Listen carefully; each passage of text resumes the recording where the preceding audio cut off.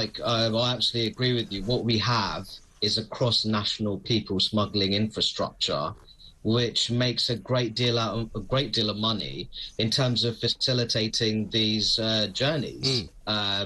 Ultimately, facilitating the journey for thousands of people now who illegally enter the UK. And it is right that we use the term illegal because they're not following the legal processes when it comes to relocating to the UK. And I think that you make a really good point there, Mike, about, you know, to what extent are they truly fleeing violence and persecution? A notable chunk of the illegal migrants that are illegally entering the UK via the English Channel originate from Albania. Albania has not experienced conflict since the 1997 civil war. Exactly right. And, I mean, we're looking at the numbers here. The previous highest daily number was 1,185. That was on November the 11th, 2021. But this year, before now, it was 696 on August the 1st. That's more or less been doubled by the numbers that came on Monday.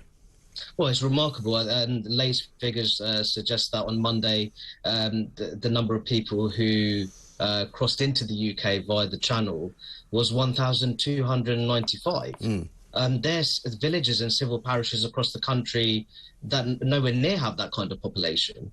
That's the truth of it. And I think that there's a region of 25 boats, I think 27 boats to be exact, which were intercepted.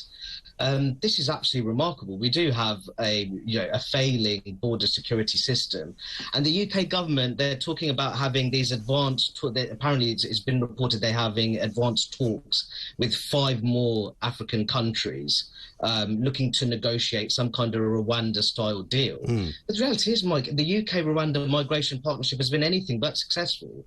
So I think it's best that they focus on how they can make that workable before entering these further arrangements. Well, exactly right, because they haven't even been able to send one person, I don't think, to Rwanda, have they?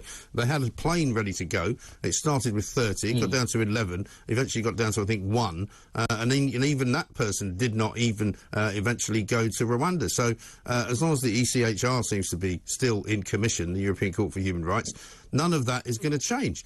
And it seems incredible to me that there are so many people in this country who are very happy to allow this to continue to go on. We've got Liz Truss and Rishi Sunak running to be Prime Minister of this country in a leadership contest. They barely ever mention it.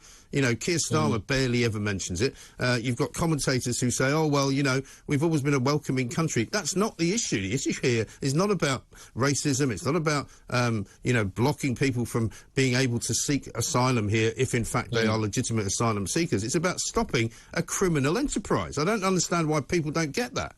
No, absolutely. Those people smuggling infrastructures I was referring to earlier, these are criminal enterprises, and we need to clamp down on them. There's no two ways about it.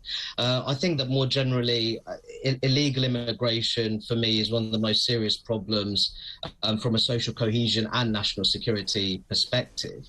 And I think, of course, Britain historically has been a very welcoming and generous-spirited country when it comes to rehoming the world's most persecuted peoples.